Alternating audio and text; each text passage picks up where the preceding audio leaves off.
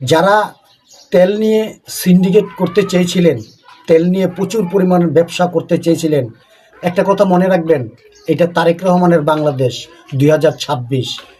এই তারেক রহমান ক্ষমতা থাকাকালীন অবস্থায় কেউ দুর্নীতি, অনিয়ম এবং চাঁদাবাজি করতে পারবেন না, এবং জালিয়াতি ব্যবসা এগুলো করতে পারবেন না।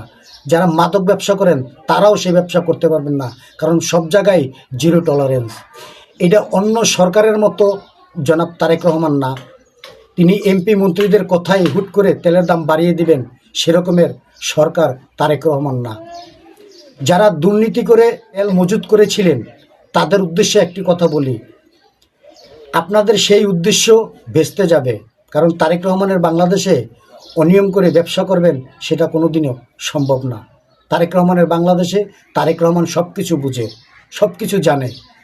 ইরান ইসরায়েলের যুদ্ধে যারা ভাবছিলেন যে তেলের দামটা বৃদ্ধি করে নেবেন, তেল মজুত করে রেখেছেন, তাদের সেই আশা আকাঙ্ক্ষা সব ভেস্তে গেছে, কারণ তারেক রহমান সেটা কোনোদিনও হতে দিবেন না।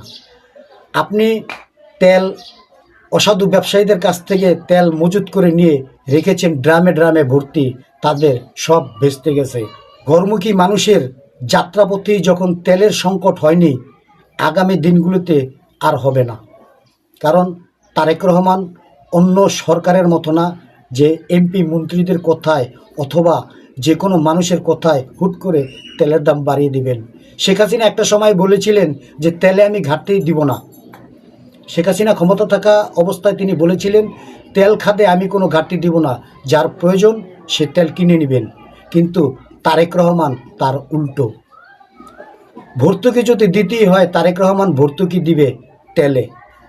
যারা বলেছিলেন, যারা আশায় ছিলেন যে তেল মজুত করে রাখি এইবার সিন্ডিকেট করব, তারা কোনোদিনও সাকসেস হতে পারবেন না, কারণ তারেক রহমান বলে দিয়েছে বাংলাদেশে তেলের জন্য কোনো সংকট হবে না, প্রয়োজনে আমরা তেলের ঘাটতি দিব।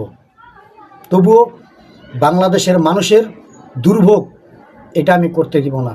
তাই যারা তেল নিয়ে সিন্ডিকেট করতে চেয়েছিলেন সবাই ভালো হয়ে যান, কারণ তারেক রহমানের বাংলাদেশে এই কয়টা জিনিস হবে না: দুর্নীতি, চাঁদাবাজি, সন্ত্রাসী, মাদক ব্যবসায়ী এবং যারা জমি দখল করেন, এদেরকে ছাড় দেবেন না তারেক রহমান, কারণ তিনি জানেন বাংলাদেশের মানুষ যদি তার পাশে না থাকে তাহলে তিনি সরকারে থাকতে পারবেন না। সেই প্রমাণ তারেক রহমান গত 17 বছরে পেয়েছেন। তাই যারা তেল নিয়ে সিন্ডিকেট করতে চান ভালো হয়ে যান, আর নয়তো আপনাদের খবর আছে 2-1 দিনের ভিতরেই দেখবেন চিরুনি অভিযান দিচ্ছে যে কারা কারা তেল মজুত রেখেছেন, তাদের বিরুদ্ধে কঠোর থেকে কঠোরতম ব্যবস্থা নেবে। ধন্যবাদ সবাইকে।